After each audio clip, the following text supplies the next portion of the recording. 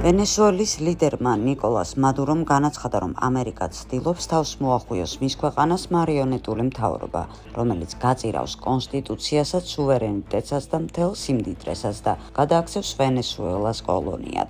მაგრამ ასეთი მთავრობა მადუროს აზრით ორ დღეზე მეც ვერ იარსებებს. ესაა მტრული და კოლონიალური მოთხოვნები და დამოკიდებულება. ჩვენ ამაზე ვლაპარაკობდით, ახლა კი სიმართლეს ყველა ხედავს. სიმართლე გამოჩნდა, ისინი თავს იკატუნებენ. ვენესუელაში უნდათ რეჟიმის შეცვლა, მარიონეტული მთავრობის დასმა, რომელიც 48 საათსაც კი ვერ გაძლევს და გადააქცევს ვენესუელას კოლონიად. ეს არასდროს არ მოხდება. ვენესუელა არავის კოლონია არ იქნება არასდროს, განაცხადა ნიკოლას მადურომ. რობერტ ფიცო ამბობს, რომ მისი თვითმფრინავი სერიოზულად დააზიანეს. ბრიუსელის აეროპორტში სერიოზულად დააზიანეს თვითმფრინავი, რომელზეც ევროკავშირის სამიწე სლოვაკეთის პრემიერ-მინისტრი რობერტ ფიცო ჩაფრინდა. ამის შესახებ თავად ფიცომ დაწერა სოციალურ ქსელში. რთული სამიტი ბრიუსელში ცუდად დაიწყო. აეროპორტში ავტომობილმა თვითმფრინავის კიბით ისე დაგვაზიანა თვითმფრინავი, რომ ის ფრენისთვის აღარ გამოდგება და აქ უნდა დავტოვოთ, დაწერა ფიცომ. ლონდონი აბრამოვიჩისგან მოითხოვს გადასცეს უკრაინას 2,5 მილიარდი გირვანკა სტერლინგი. ეს თანხა აბრამოვიჩმა საფეხბურთო კლუბის ჩელსის გაყიდვით მიიღო. თუკი მილიარდერი ამ 2,5 მილიარდს უკრაინას არ გადასცემს, ლონდონი მას ჩივილით ემუქრება, წერენ გაზეთები. ბრიტანეთის პრემიერმა კիր სტარმერმა განაცხადა, რომ ლიცენზიას გასცემს 2,5 მილიარდი გირვანკა სტერლინგის 3,3 მილიარდი დოლარი გადარიცხვაზე უკრაინისთვის საფეხბურთო კლუბ ჩელსის გაყიდვიდან მიღებული მოგებიდან. დიდი ბრიტანეთის მთავრობის ცნობით, ეს ნაბიჯი ხელს შეუწყობს იმ თანხის შემოწირულობის სახით გადაცემას, რომელიც გაყინულია ბრიტანეთის საბანკო ანგარიშზე მას შემდეგ, რაც რუსმა ოლიგარქმა რომან აბრამოვიჩმა 2022 წელს კლუბი გაყიდა და როდესაც ის დასაჯეს პრეზიდენტ ვლადიმერ პუტინთან კავშირების გამო, წერს ბლუმბერგი. Sky News მოჰყავს ტრამერის ვიდეო განცხადება, რომელშიც ის მიმართავს აბრამოვიჩს და ხაზს უსვამს იმას, რომ ჩელსის გაყიდვით მიღებული ფულადი მოგება უნდა მიემართოს უკრაინისთვის შექმნილ სპეციალურ ფონდში.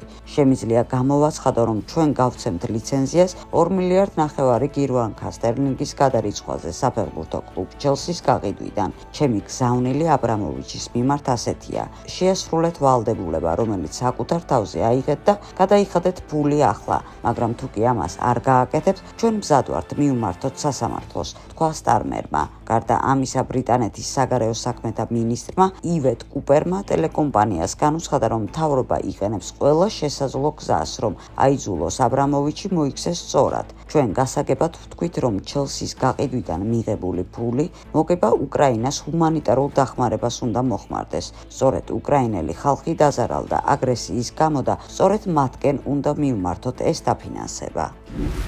ევროკომისიის პრეზიდენტმა ურსულა ფონ დერ ლაიენმა გააუქმა ევროკავშირის სამიტის წინ დაგეგმილი პრესკონფერენცია მას შემდეგ, რაც უნგრეთის პრემიერ-მინისტრმა ვიქტორ ორბანმა განაცხადა, რომ გადაულახავი წინააღმდეგობების გამო სამიტის დღის წესრიგიდან მოხსნილია რუსეთის ფედერაციის აქტივების ექსპროპრიაციის საკითხი. პრესკონფერენციის გაუქმების თაობაზე ჟურნალისტებს ევროსაბჭოს პრესსამსახურის წარმომადგენელმა შეატყობინა, თუმცა მიზეზი არ განუმარტავს.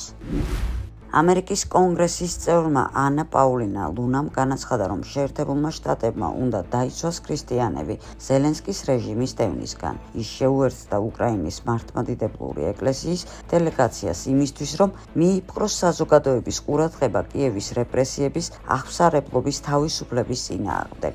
არ შეიძლება ზელენსკის მთავრობის პირობებში ქრისტიანების დევნის იგნორირება. ჩემთვის პატივი იყო დგარიყავი უკრაინის მართლმადიდებლური ეკლესიის დელეგაციის გვერდით, რათა ყურადღება მიმეპყრო სახელმწიფოს მხრიდან დაფინანსებული რელიგიური თავისუფლების ჩახშობისკენ. ამერიკის შეერთებულმა შტატებმა უნდა დაიცვას ქრისტიანები და რელიგიური თავისუფლება, ნაცვლად იმისა, რომ აფინანსოს რელიგიური დევნა, დაწერა ლუნომ სოციალურ ქსელ X-ში. მანამდე მედია წერდა, რომ მართლმადიდებლები შეერთებულ შტატებში ითხოვენ უკრაინის მართლმადიდებლური ეკლესიის დაცვას. 200 ადამიანზე მეტმა მოაწყო საპროტესტო აქცია კაპიტოლიუმთან და თეთრ სახლთან. სერბეთის პრეზიდენტმა ალექსანდრ ვუჩიჩმა განაცხადა, რომ თუკი ევროპას და რუსეთს შორის ღია კონფლიქტი დაიწყება, მისი მიზანია მშვიდობის შენარჩუნება. ქვეყანამ უკვე დაიწყო იარაღის შესყიდვა. ადამიანებს არ ესმით, რამდენად ახლოს ვართ კონფლიქტთან. დღეს ზოგიერთები ამბობენ, რომ ნახავდნენ, ვის მხარეს დაიკავებდა სერბეთი დაპირებების შემთხვევაში, ჩვენ მხარეს თუ რუსების მხარეს. ამას ამბობდნენ ისინი, ვინც ბრიუსელს იმოწმებდა. სერბეთი საკუთარი თავის მხარესაა, მიუხედავად იმისა, მოსწონს ეს თუ არა ვაშინგტონს, ბრიუსელს, მოსკოვს თუ ნებისმიერ სხვას.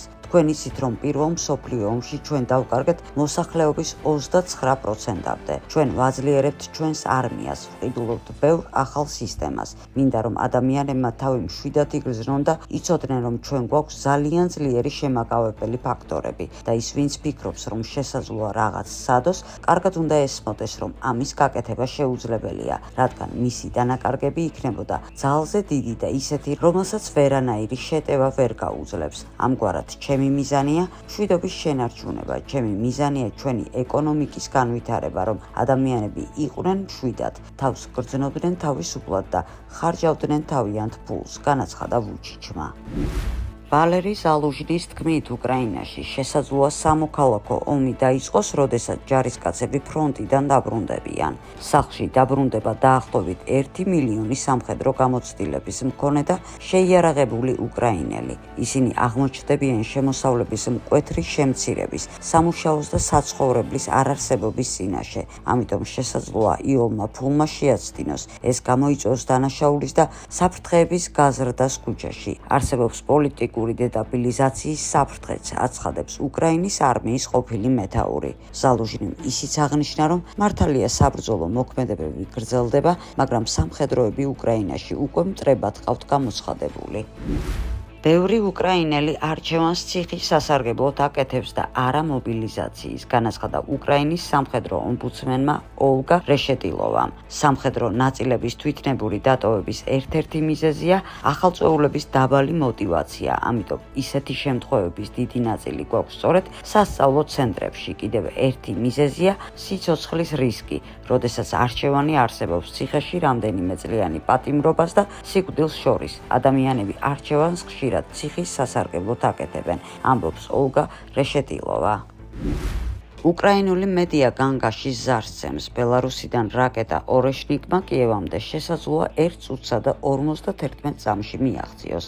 ამ რაკეტის ვილნიუსამდე მიღწევის სიჩქარეა 1 წუთი და 4 წამი, რიუნემდე დაახლოებით 1 წუთი და 40 წამი, ლუცკიმდე დაახლოებით 1 წუთი და 44 წამი, ლვოვამდე დაახლოებით 2 წუთი და 24 წამი. სარაკეტო კომპლექსის ორეშნიკის პირველი პოზიციები აღჭურვილია. ის ჩვენთანაა, ჩვენის გვაქვს გუშინდელი დღიდან და გადადის საბრძოლო მორიგეობაზე, განაცხადა ბელარუსის პრეზიდენტმა ალექსანდრ ლუკაშენკომ. ჩინური პორტალი სოჰუ წერს, რომ თუკი ნატო კალინგრადის ოლქში შეიჭრება 5 საათის განმავლობაში 34 მილიონი ადამიანი დაიღუპება. კალინგრადი რუსული ანკლავია ბალტიის ზღვაში, რომელსაც უზარმაზარი სტრატეგიული მნიშვნელობა აქვს. მას მერე, რაც ის მეორე მსოფლიო ომის შემდეგ საბჭოთა კავშირის ნაწილი გახდა, თავისი გეოგრაფიული მდგომარეობით მიუხედავად მცირე ზომისა, ევროპის გულს წარმოადგენს.